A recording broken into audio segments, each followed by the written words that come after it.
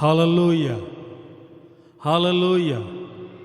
पवित्र पवित्र सेनाओं का यहोवा, पवित्र परमेश्वर, सामर्थ्यशाली खुदावन, सारे सृष्टि का मालिक, रहमान रहीम के नाम से सबको खैरियत से सलाम पहुँचे। अजीज़ों खुदा के लोगों, परमेश्वर हमारे बीच में मौजूद है। उस मौजूदा खुदा की हम शुक्र अदा करते हैं और हम उसको क्या दे सकते हैं। परमेश्वर की प्रशंसा हो, क्योंकि उसकी नज़र रास्तबाजों पर होती है। रास्तबाज परमेश्वर के चुने हुए लोग परमेश्वर की महिमा को उसके सामने करें। अजीज़ों, हम यात्री हैं, हमारी यात्रा कभी भी ख़त्म हो सकती है। इससे पहले कि खुदावन का पैगाम और कलाम हमें दुनिया के कोने कोने तक पहुंचाना है, तो प्रभु की स्तुति करता हूं। गए दिनों से मैं एक सब्जेक्ट को लेकर आगे बढ़ रहा हूं, परमेश्वर का सच्चा न्याय। अजीज़ों, न्याय और पाप के बारे में बोलना इतना आसान नहीं है, क्योंकि अगर मैं आपको न्याय और पाप के बारे में बोल रहा हूं और खुद उसमें कहीं फंस रहा हूं, तो मेरे लिए ये फांसी का फंदा हो सकता है। इसीलिए हमें अपनी जांच करनी है। मुझे पहली जांच करनी है। रात्रि के समय खुदा के साथ मैंने बातें की और मैंने मेरी जांच करना शुरुआत की। अजीज़ों, मैं परफेक्ट नहीं हूँ, मैं परिपूर्ण नहीं हूँ। मैं भी एक जिस्मानी तौर पर जीने वाला खुदा का दास हूँ। अजीज़ों, हमें संभलना है और जिम्मेदारी के साथ आगे बढ़ना है। तो परमेश्वर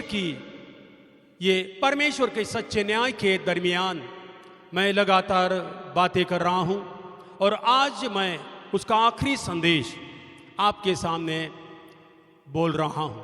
तो प्रभु के लोगों, आइए हम देखते हैं कि ये आखिरी संदेश न्याय के बारे में हमें क्या सिखाता है। आइए हम पढ़ते हैं 2 Corinthians chapter 5 verse 10। पहला 2 Corinthians, दूसरा करंथी chapter 5 verse 10। क्योंकि हम सबको मसीह के न्याय आसन के समक्ष उपस्थित होना आवश्यक हाँ, क्योंकि हम सबों को मसीह के न्याय आसन के समक्ष खड़ा होना ही है कि प्रत्येक को अपने भले या बुरे कामों का बदला मिले, कि प्रत्येक को अपने भले या बुरे कार्य का, कर्म का फल मिले। तो अजीजों खुदा के लोगों, मैं इसके दरमियान बहुत सोचा कि प्रभु ये फल क्या होगा।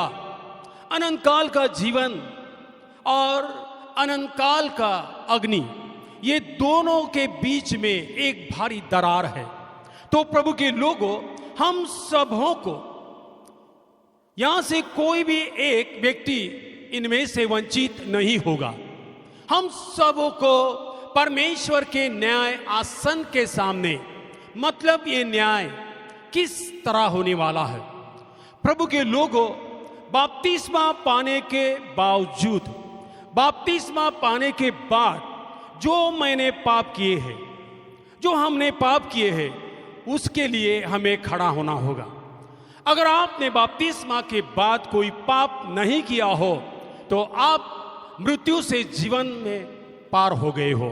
तो याद रखें कि बपतिस्मा के बाद अगर हमने ऐसा कोई गुनाह किया है, उस पाप के लिए दूसरा मसीहा कुर्बान होने वाला नहीं। अजीजों, चाहे दुनिया कुछ भी कहे, लेकिन मैं आपसे दरख्वास्त करता हूं कि दूसरा मसीहा आने वाला नहीं। और दरख्वास्त इस बात की है कि हम सब लोग प्रॉपर तौबा करें, हम प्रॉपर रिपेंट्स करें, क्योंकि आज का दिन मेरा अंतिम दिन हो सकता है। तो कल मुझे वक्त मिले या ना मिले, मुझे आज एक मौका है कि प्रभु के भवन में मैं आया हूं और परमेश्वर के सानिध्य में उसकी परछाइयाँ के नीचे मैं बैठा हूँ। तो आज हमें प्रॉपर रिपेंट्स करने के लिए खुदा ने समय दिया है। तो प्रभु के लोगों, ये न्याय आसन दुनिया का आसन नहीं है, ये न्यायाधीश दुनिया का नहीं है। अब वो न्यायाधीश बन के आने वाला है, बालक बन के आने वाला नहीं। तो यीशु नासरी अब जो न्याय करने वाला है, लोहे का दंड उसके हाथ में है और वो ऐसे मारने वाला है पाप करने वालों को, उनमें से कोई छूटने वाला नहीं। तो इसीलिए अजीजों, न्याय आसन एक ऐसी संकेत करता है, एक तराजू हमें बताता है कि वो कैसे तौल करता है। तो प्रभु के लोगों, ये न्यायाधीश यीशु नासरी है। पिता परमेश्वर, जो बाप पिता है, वो उसके बाजू में बैठा है। आज भी वो अपनी दुआ सुनता है। आज की सुंदर वर्शिप, प्रेज एंड वर्शिप जो हमने की है, वो परमेश्वर सुनता है। उसके सारे फरिश्ते सुनते हैं और स्वर्गस्थान में एक जुलूस होता है। प्रभु के लोगों, हम जब भी परमेश्वर के सामने आते हैं, निष्पाप बनकर दुआ करते हैं, यदि एक व्यक्ति तौबा करता है तो परमेश्वर खुश होता है। तो प्रभु के लोगों, आज हमें एक न्यायासन के बारे में, ये आसन वहाँ कोई वकील नहीं है, वहाँ कोई इन्फ्लुएंस नहीं है, वहाँ कोई किसी का नहीं है। मुझे यीशु नासरी के न्याय आसन के सामने खड़ा होना होगा और जो गुनाह मैंने किए हैं, जो पाप मैंने किए हैं और जो पाप मैंने छुपा कर रखे हैं, अजीजों, मैंने पहले कहा है कि एक भी पाप हम छुपा नहीं सकते, चाहे वो छोटा पाप हो, चाहे वो गहरा पाप हो, चाहे वो गंभीर पाप क्यों ना हो, लेकिन हम उसको छुपा नहीं सकते। जो अपने पापों को कबूल करता है और छोड़ देता है, उसको माफी मिलती है। तो प्रभु यीशु नासरी ने जो दुआ मांगी हमारे लिए, वो वही है। प्रभु के लोगों, हमें भी वही दुआ करनी है। परमेश्वर के लोगों को ये पता होना जरूरी कि मेरा न्याय होने वाला है।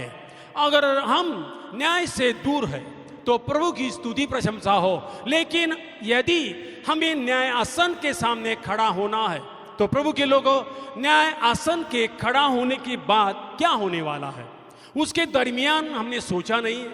लेकिन सोचने वाली बात यह है कि न्याय आसन के सामने खड़ा होना होगा यीशु नासरी के सामने। अजीजों, अब यीशु नासरी बालक नहीं है, यीशु नासरी एक न्यायाधीश के रूप में मेरा, हम सबों का न्याय करने वाला है। तो प्रभु के लोगों, जो न्याय होने वाला है वो न्याय कैसा होगा, उस न्याय में क्या क्या होने वाला है और अनुशासन क्या होगा, इसके बारे में हम अनजान ना रहे, अनभिज्ञ ना रहे। इसीलिए रसूल पौलुस कहता है कि हम सबों को, वो खुद उसमें आ गया है। मैं भी आज जो आपको उपदेश दे रहा हूं, मुझे भी परमेश्वर के न्याय आसन के सामने खड़ा होना होगा। प्रभु के लोगों, ये ना समझो पासबान है इसलिए एकदम पाक शुद्ध परिशुद्ध होगे, नहीं। अजीजों, हम भी कहीं ना कहीं छोटी मोटी भूल करने वाले लोग हैं। तो प्रभु की स्तुति करता हूं कि ये न्यायासन कैसा होगा। तो आइए हम देखते बुक ऑफ रेवलेशन, इंजिल ये मुकद्दस मुक्त शफा की किताब, इंजिल ये मुकद्दस मुक्त शफा की किताब, प्रकाशित वाक्य प्रकटीकरणाचं पुस्तक, चैप्टर 20 वर्स 11 ऑनवर्ड। फिर मैंने एक बड़ा श्वेत सिंहासन फिर मैंने एक बड़ा श्वेत सिंहासन और उसे देखा जो उस पर बैठा था, और उसे देखा जो उस पर बैठा था। अजीजों, एक श्वेत सिंहासन, देखो सिंहासन कैसा है, श्वेत, बिल्कुल पाक, बिल्कुल शुद्ध, बिल्कुल परिशुद्ध। दुनिया के कोर्ट में अगर हम लोग देखें, वहां के सारे सिंहासन कैसे होते हैं, लेकिन ये सिंहासन एकदम श्वेत, बिल्कुल साफ, बिल्कुल पाक, और उस पर जो बैठा था उसको मैंने देखा। किसने देखा? यूहन्ना ने पात्म नाम के टापू पर उसको आत्मा उठाकर ले गई और उसको सारी बातें बताई गई। अजीजों, ये सारी अंतिम किताब में लिखी हुई बातें पूरी होने वाली है। तो ये श्वेत सिंहासन बिल्कुल साफ सिंहासन है, उसमें कोई दाग नहीं है, और उस पर बैठने वाला खुदा का बर्रा यीशु, खुदा का मेमना यीशु नासरी भी एकदम पाक साफ रीति से बैठा हुआ उसने देखा है। तो प्रभु के लोगों, एक सिंहासन के सामने खड़ा होना है। यह भी सिंहासन कोई साधारण सिंहासन नहीं है, यह सिंहासन बिल्कुल साफ है।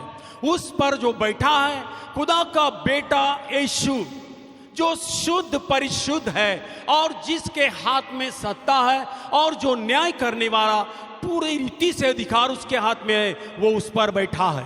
तो प्रभु के लोगों, जो बैठा है उसके सामने हमें खड़ा होना ही होगा। और ये न्याय दुनिया की रीति से होने वाला नहीं। दुनिया की रीति से अदालत में क्या होता है, ये अदालत खुदा की बादशाही की है। ये अदालत दुनिया की अदालत नहीं, ये सिविल कोर्ट नहीं, ये हाई कोर्ट नहीं, ना ये सुप्रीम कोर्ट है। ये परमेश्वर का पाक साफ अदालत है। तो अजीजों, इस अदालत में कोई भी झूठा काम होने वाला नहीं। इस अदालत में किसी के ऊपर भी झूठा इल्जाम लगाया जाएगा नहीं। इस अदालत में क्या होने वाला है, आगे पढ़िए। उसकी उपस्थिति से आकाश और पृथ्वी भाग गए, और उन्हें कोई स्थान न मिला। प्रभु के लोगों, उसके उपस्थिति में आकाश और पृथ्वी भाग गई। सोचने वाली बात है, आकाश और पृथ्वी कहां भागी? परमेश्वर के मेमने ने, खुदा ने जो सृष्टि बनाई, आकाश और पृथ्वी जिस खुदा ने बनाई, उसके नजरिया से ये आकाश और पृथ्वी भाग गई। और उसके बाद जो हो गया, ये अद्भुत काम हो गया। देखो, हम सुनते हैं। तब मैंने छोटे बड़े सब मृतकों को सिंहासन के समक्ष खड़े हुए देखा। हाँ, तब मैंने सब छोटे मोटे सारे लोगों को सिंहासन के सामने खड़े होते हुए मैंने देखा। अजीजों, कोई भी नहीं, एक छोटा हो या कोई बड़ा व्यक्ति हो, चाहे राजा हो, चाहे फकीर हो, चाहे भिखारी हो, चाहे कोई अमीर व्यक्ति क्यों ना हो, हम सबों को उसके सामने खड़े होते हुए देखा है। यूहन्ना उसके बारे में साफ कहता है कि मैंने इन सारे लोगों को उसके सामने खड़े होते हुए देखा है। कहने का मतलब, कोई भी उनमें से छुप नहीं सकता। चाहे तुम कहीं भी छुपने की कोशिश करो, पृथ्वी तो भाग गई, कहां छुपोगे? आकाश भी भाग गया, कहां छुप सकोगे? प्रभु के लोगों, देखो, ये न्याय इतना जबरदस्त होने वाला है कि उनमें कोई भी व्यक्ति यहां वहां भाग नहीं सकता। प्रभु की स्तुति हो, परमेश्वर की प्रशंसा हो। अगर न्याय नहीं होता तो स्वर्ग स्थान में कौन जाएगा, नरक अग्नि में कौन जाएगा, किस रीति से पता चलेगा? तो प्रभु के लोगों, उसके बाद जो सिलसिला हुआ है वो एक गंभीर सिलसिला हुआ है कि उसने और क्या देखा है, आइए हम सुनते हैं। और पुस्तक एक खोली गई, तथा एक और पुस्तक खोली गई जो जीवन की पुस्तक है। हाँ, तथा पुस्तक के, पुस्तक नहीं, ध्यान से सुनिए, पुस्तक के और पुस्तक, एक पुस्तक खोला गया जो जीवन का है। बाकी सारी पुस्तकें, इतनी पुस्तकें क्यों लगी?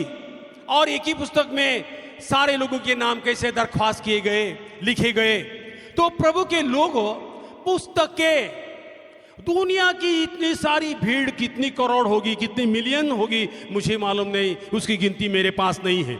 लेकिन पुस्तक के का मतलब यह है कि बहुत सारे लोगों के नाम इस पुस्तक में लिखे गए हैं, और बहुत थोड़े लोगों के नाम इस एक पुस्तक जो जीवन का पुस्तक है उसमें लिखे गए हैं। तो आपका नाम, मेरा नाम कौन से पुस्तक में लिखा गया है? पुस्तक के अनेक वचन है और पुस्तक एक वचन है। तो इस एक पुस्तक में आपका नाम है कि अनेक पुस्तकों में आपका नाम दर्ज किया गया है? ध्यान से सुनिए अजीज खुदा के लोगों, परमेश्वर की महिमा हो कि परमेश्वर ने इन सारे पुस्तकें जी लिखी है, उनमें क्या क्या लिखा है, हर सारे गुनाहों की उसमें दर्ज की हुई नोंद है। कोई भी व्यक्ति हो, कोई भी गुनाह हो, चाहे आपका गुनाह बहुत भारी क्यों ना हो, अजीज खुदा के लोगों, नफरत करने वाली बातें हैं, व्यभिचार जैसी घातक पापे है, आइडल वर्शिप जैसी घातक पापे, भूत परिस्थिति पर विश्वास करने जैसी पाप भरी पापे है। इन सारे पापों को उस पुस्तक में लिखा गया है। और आपके भले कार्य, आपने बपतिस्मा के बाद, यीशु नासरी को इकरार करने के बाद जो अच्छे काम तुमने किए हैं, जो परमेश्वर के भवन में किए हैं, जो लोगों के बीच में किए हैं, और जो परमेश्वर ने आपको भेजा है उस स्थान में किए, उन सारे कामों का पूरा लेखा ये एक पुस्तक में लिखा गया है। बाकी पुस्तक में आपके सारे गुनाह, आपने कितना व्यभिचार किया, आपने कितना झिना किया, आपने चोरी चलाकी कितने की, आपने खून खराबा कितना किया, आपने जो भी गलत काम किया है, जो बाइबल के खिलाफ है, जो बाइबल के खिलाफ आपने पाप किए हैं, वो सारे पाप उस पुस्तक में लिखे गए। कितने? अनेक पुस्तक, जो बहुत पुस्तक है, क्योंकि लोग भी बहुत है, इसीलिए परमेश्वर के लोगों पुस्तकें खुली गई और एक पुस्तक खोला गया। ये एक पुस्तक जो है ये बहुत महत्वपूर्ण पुस्तक है। प्रभु के लोगों, इस पुस्तक में आपका नाम, मेरा नाम होना जरूरी है। मैं खुदा से दरख्वास्त करता हूं, मैं परमेश्वर की प्रशंसा करता हूं और रोज हर सुबह और शाम दोपहर परमेश्वर के पास दरख्वास्त करता हूं कि प्रभु, मैं तो बदकिरदार व्यक्ति, मैं तो गुनहगार व्यक्ति, मैं तो तेरे खिलाफ चलने वाला व्यक्ति था।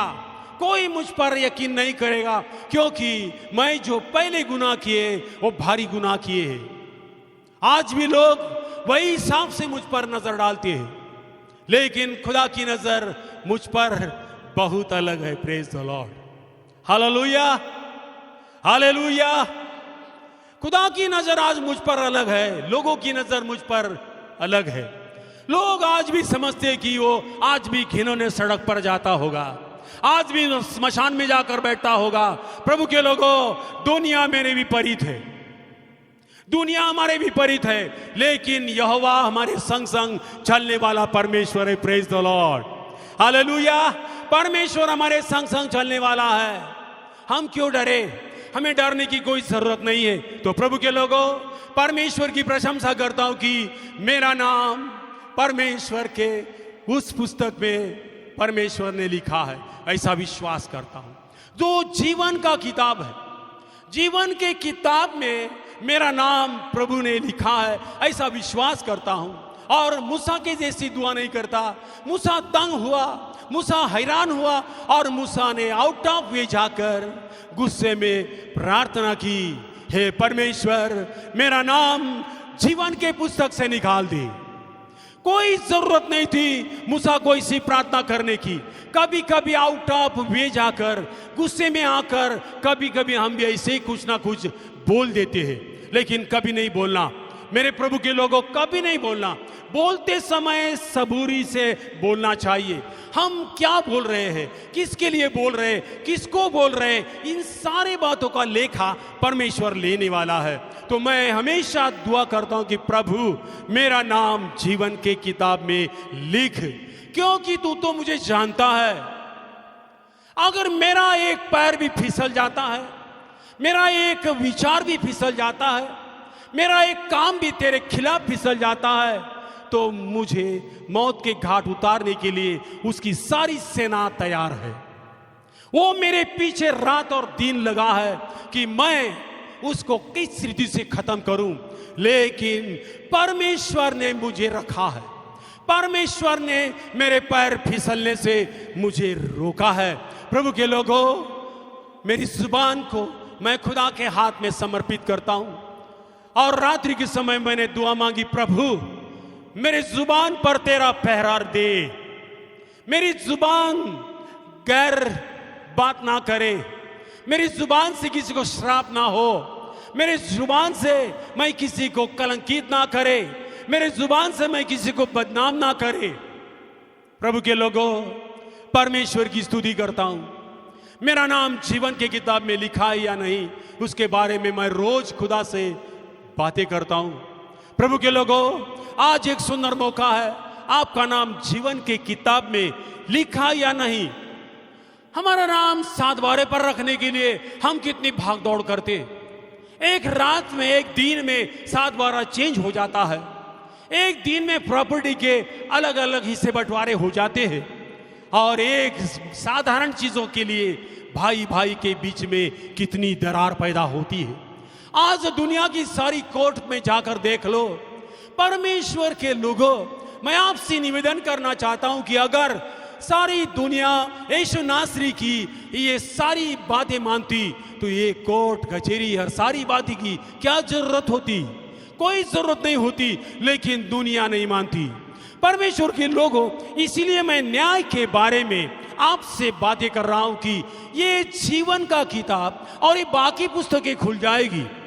ये बाकी पुस्तकें खुलेगी जब ही सब कुछ बाहर आ जाएगा। जीवन का किताब खुल जाएगा जब ही पता चलेगा कि ये भाई, ये बहन, ये दास, ये दासी, ये लीडर, ये एल्डर, ये प्रॉफेट किस रीति से दुनिया में लोगों को फंसा रहे थे। प्रभु को हम अपने आप को फंसा रहे हैं। मैं अपने आप को फंसा रहा हूं। हम दुनिया को आसानी से फंसाते हैं, हम लोगों को आराम से फंसा सकते हैं, लेकिन याद रखें कि परमेश्वर के सामने कोई निर्दोष नहीं होगा। कोई भी निर्दोष नहीं होगा, कोई दूध से धुला हुआ नहीं होगा। हम सारे के सारे कहीं ना कहीं गुनाह करके बैठे हैं और बहुत सारे लोगों ने प्रॉपर रिपेंट्स भी किया नहीं है। छोटे बच्चे, नादान बच्चे छूट जाएंगे, लेकिन हम सारे के सारे जो प्रौढ़ अवस्था में है, हम सबको न्यायासन के सामने खड़ा होना ही होगा। तो अजीज खुदा के लोगों, मेरा निवेदन यह है कि आपका नाम जीवन के किताब में लिखा या नहीं। आपका नाम जीवन के किताब में नहीं लिखा है, आज खुदा से दरख्वास्त करो, हे बाप पिता परमेश्वर, मेरा नाम जीवन के किताब में लिख। मैं गुनाह कबूल करता हूं, मैं सारे गुनाह को मानता हूं और छोड़ देता हूं। आइंदा इस पाप से दूर रहने की कोशिश करता हूं, मेरी सहायता कर। हालेलुया। तो अजीज खुदा के लोगों, आगे क्या होने वाला है देखो। तथा एक और पुस्तक खोली गई जो जीवन की पुस्तक है। तथा एक पुस्तक खोली गई जो जीवन की पुस्तक है, और उन पुस्तकों में लिखी हुई बातों के आधार पर सब मृतकों का न्याय उसके कामों के अनुसार किया गया। हाँ, एक पुस्तक जो खोली गई, उस पुस्तक में लिखी गई सारी बातों के दरमियान, बातों के द्वारा परमेश्वर मृतकों का, जितने सारे लोग मरे हुए हैं और जो मरने वाले हैं, हम सबों का न्याय उसके कर्मों के अनुसार होगा। मेरा कर्म क्या है? तू जो दूसरों को सिखाता है, तू जो दूसरों को शिक्षा देता है, पाप ना कर, क्या तू पाप करता है? तू जो कहता है चोरी ना कर, क्या तू चोरी करता है? तू जो कहता है व्यभिचार ना कर, क्या तू स्वयं व्यभिचार करता है? और तू कहता है कि भूत परिस्थिति पर यकीन ना कर, तू उन पर विश्वास करता है और मंदिरों को लूटता है, तो ये पाप खुल जाएगा, ये पाप खुल जाएगा। अजीजों, खुदा के लोगों, परमेश्वर के लोगों, मैं आपसे दरख्वास्त करता हूं और मेरे दिल से बातें करता हूं कि ये सारी बातें आपके सामने मैं रख रहा हूं। आज सुंदर मौका है कि तुम अपने पापों से तौबा मांग सकते हैं। मैं रोज तौबा करता हूं, मैं रोज माफी मांगता हूं। क्यों मांगता हूं? न जाने मेरे आगे पीछे जो भी होता है वो होता ही रहेगा। तो प्रभु के लोगों, परमेश्वर की प्रशंसा करता हूं कि परमेश्वर ने हम सबों के पापों को माफी दी है। उद्धार हुए लोग, उद्धार पाए हुए लोगों का नाम ये जीवन के किताब में लिखा जाएगा। जिसका उद्धार नहीं हुआ है, जो पाप की माफी मांगी नहीं है और जो आज भी पाप की खाई में डूबे हैं, आज भी लोगों को पाप के राहों में ले चलते हैं, अजीजों, इनका नाम इस सारी पुस्तकें जो है उनमें लिखा जाएगा। तो प्रभु के लोगों, एक पुस्तक और अनेक पुस्तकें का मतलब तुम समझे होंगे कि पाप करने वाले, गुनाह करने वाले, व्यभिचार करने वाले, जार कर्म करने वाले लोग ज्यादा है, कि अनेक पुस्तकें वहां लिखी गई है, एक पुस्तक में उसका नाम दर्ज किया नहीं गया है। तो इसीलिए आपका नाम जीवन के किताब में लिखा या नहीं, उसके बारे में अनजान ना रहो। अजीजों, मैं समझता हूं कि तुम 40 साल के विश्वासु हो, 25 साल के हो, 30 साल के हो, 1 साल के 1 दिन के भी हो, लेकिन आपका चरित्र, आपका कैरेक्टर प्रभु में आने के बाद क्या है? आने से पहले क्या था? माफी मांगता हूं, जो मेरा भी वैसा ही था। लेकिन प्रभु में आने के बाद आपका कैरेक्टर कैसा था और आज क्या है? आज भी तुम वही काम कर रहे हो। जानबूझकर तुम पाप कर रहे हो, जानबूझकर गुनाह कर रहे हो, जाने अनजाने में जो हुए उसकी माफी है। लेकिन आज जो होने वाला है उसका क्या होगा? कि परमेश्वर आपका मेरा न्याय करेगा। वैसा भी न्याय कैसे होगा? वर्बोली न्याय नहीं होगा, चलो ऐसा हुआ, चल चल चल, ओके नो प्रॉब्लम। नहीं, ये न्याय बिल्कुल अकॉर्डिंग टू बाइबल, बाइबल के हिसाब से ही होगा, वचन के अनुसार ही होगा। जिसको वचन मालूम नहीं है, जो शरीयत को मानते नहीं, उसका ना शरीयत के बिना होगा। लेकिन जो शरीयत को मानते हैं, जो बाइबल पर विश्वास करते हैं और बाइबल के टीचर तुम हो, तो तुम्हारा न्याय हर एक वचन से होगा। मेरा न्याय इस कलाम में लिखे हुए सारे पैगाम से ही होगा। इसीलिए सावधान रहे अजीजों, सावधान रहे। दूसरों पर उंगली बताना आसान है, लेकिन स्वयं पर उंगली, अपने परिवार पर उंगली लगाना, यह कितना कठिन हो सकता है। इसलिए अजीजों, ये जीवन का किताब खुल जाएगा, हम सबों का न्याय हो जाएगा। पढ़। समुद्र ने उससे मृतकों को जो उसमें दे थे किया, और मृत्यु और अधोलोक के अपने मृतक को दे दिया। बस, अधोलोक में जितने भी लोग हैं वो भी बाहर है। समुद्र में जितने लोग, कहीं कहीं जितने लोग मृत है, वो सारे के सारे उठकर उस आसन के सामने खड़े होंगे। तो अजीजों, खुदा के लोगों, और एक न्याय के बारे में मैं बोलता हूं कि अब सट आउट कैसे करेगा परमेश्वर? मेमने को और बकरे को कैसे अलग करेगा? यह भी एक तरीका आपको न्याय का मैं आपको बताने वाला हूं।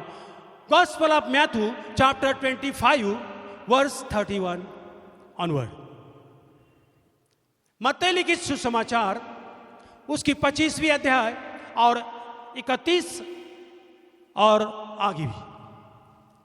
पर जब मनुष्य का पुत्र अपने महिमा में आएगा, हाँ, पर जब परमेश्वर का पुत्र अपने महिमा में आएगा और सब स्वर्गदूत उसके साथ आएंगे, और सब स्वर्गदूत उसके साथ आएंगे, तो वहाँ अपने महिमामय सिंहासन पर विराजमान होगा। हाँ, वहाँ वो अपने महिमामय श्वेत सिंहासन पर विराजमान होगा। अजीजों, खुदा के लोगों, परमेश्वर के लोगों, ये न्याय कैसा न्याय है? देखो, ये भी परमेश्वर के मेमने के बारे में ही बात करता है। एक सिंहासन के ऊपर परमेश्वर का मेमना यीशु आकर आरूढ़ हो जाएगा, और उसके बाद क्या होगा? और सब जातियां और समूह एकत्रित की जाएगी। सब जातियां, ऐसा नहीं ओनली क्रिश्चियन, ओनली बिलीवर, नहीं, सारी दुनिया की जितनी जातियां हैं, ये सारी जातियां उसके सामने खड़े होगी। प्रभु के लोगों, ये ना समझो कि सिर्फ क्रिश्चियन लोगों का न्याय होगा, विश्वासु लोगों का न्याय होगा, परमेश्वर के चुने हुए लोगों का न्याय होगा। नहीं, ये न्यायसन के सामने सारी दुनिया की जाति, सारी दुनिया में जाति कितनी है? कौन बोल सकता है? बोल सकता है? नहीं। अजीजों, दुनिया में कितनी जातियां हैं? हकीकत में 2 जात है, स्त्री और पुरुष, और तीसरी जो है नपुंसक। लेकिन यहां उसके बारे में निर्देश नहीं है। यहां यह लिखा है कि दुनिया की सारी जातियां उसके सामने एकत्रित की जाएगी, और वहां उन्हें एक दूसरे से अलग करेगा, और वो उन्हें वहां एक दूसरे से अलग करेगा। एक दूसरे से अलग करना है। अजीजों, सोच लो, मैं और मेरी पत्नी खड़ी होगी, वहां तो पति पत्नी नहीं है, लेकिन सोचने वाली बात है, वो अलग करने वाला है। तो मुझे कौन से साइड पे खड़ा करेगा? मेरी पत्नी को कौन से साइड पे खड़ा करेगा? यहां एक अद्भुत काम होने वाला है। प्रभु के लोगों, यहां भी एक ऐसा जबरदस्त निर्देश है, अगर तुम समझोगे तो कबूल करोगे तो आशीष पाओगे, लेकिन उसके ऊपर भी ज्यादा सोच विचार करके डिस्कवरी करोगे ये क्या है वो क्या है ये हमको मालूम है नहीं। प्रभु के लोगों देखो वो वहां क्या करने वाला है। जैसे चरवाहा भेड़ों को बकरियों से अलग करता है, वह भेड़ों को अपनी दाहिने ओर तथा बकरियों को बाईं ओर करेगा। हाँ, जैसे चरवाहा अपनी भेड़ों को अपने दाहिने ओर और बकरे को अपने बाईं ओर करता है, वैसा ही वो करेगा। प्रभु के लोगों, आप किस तरह होंगे? भेड़ों में होंगे या बकरे में? प्रभु के लोगों, बकरी की चाल क्या है, बकरा कैसा चलता है और भेड़ कैसी चलती है? भेड़ की नम्रता देखो, भेड़ हमेशा नीचे देखती है, अपनी चरवाह की आवाज सुनती है, पहचानती है।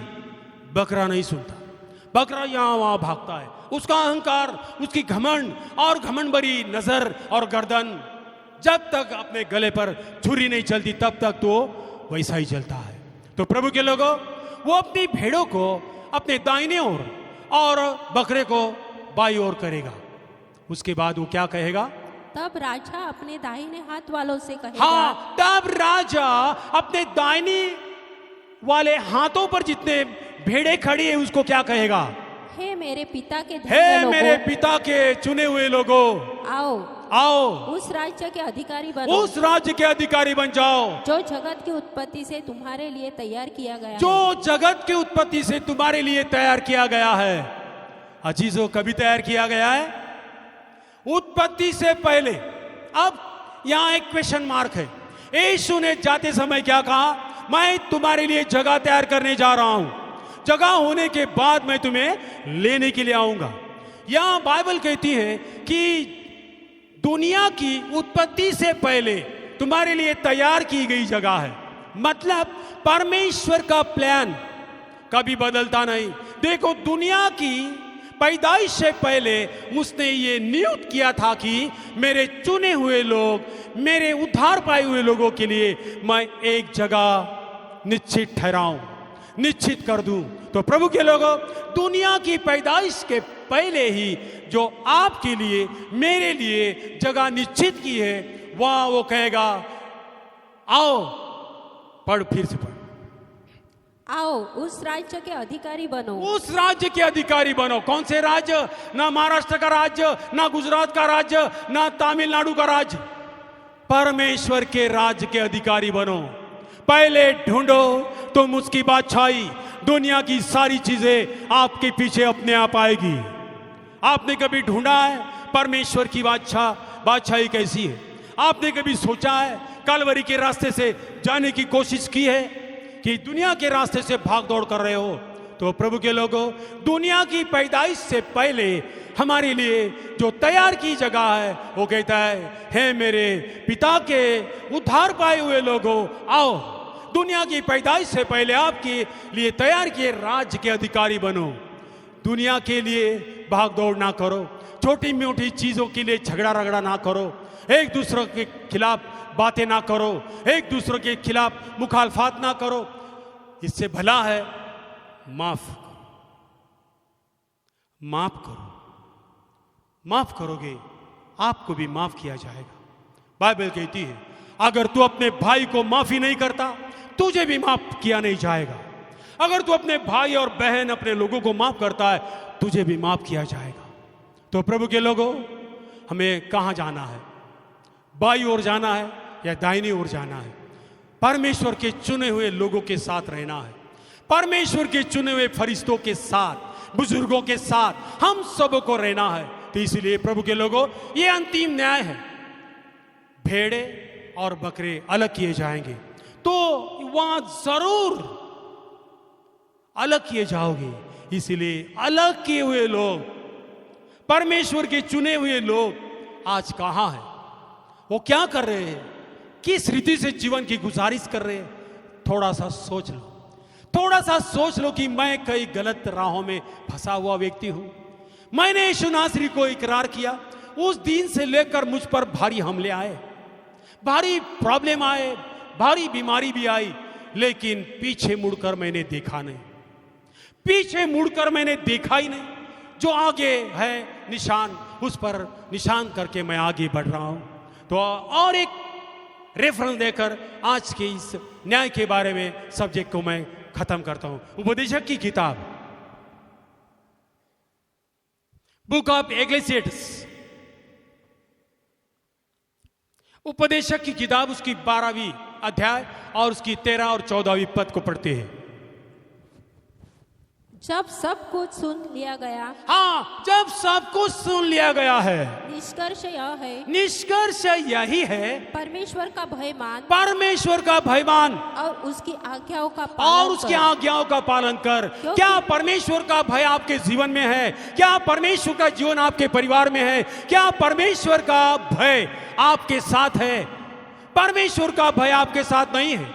परमेश्वर का अगर भय नहीं है, आउट ऑफ कंट्रोल तुम कभी भी जा सकते हो।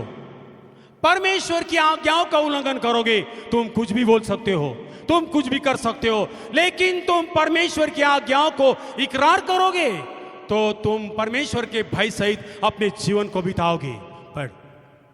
क्योंकि प्रत्येक मनुष्य का कर्तव्य यही है, क्योंकि प्रत्येक मनुष्य का कर्तव्य यही है, क्योंकि परमेश्वर प्रत्येक काम और प्रत्येक गुप्त बात का, चाहे वह भली हो या बुरी, न्याय करेगा। हाँ, परमेश्वर सबका न्याय करेगा, चाहे वो भली हो या बुरी हो।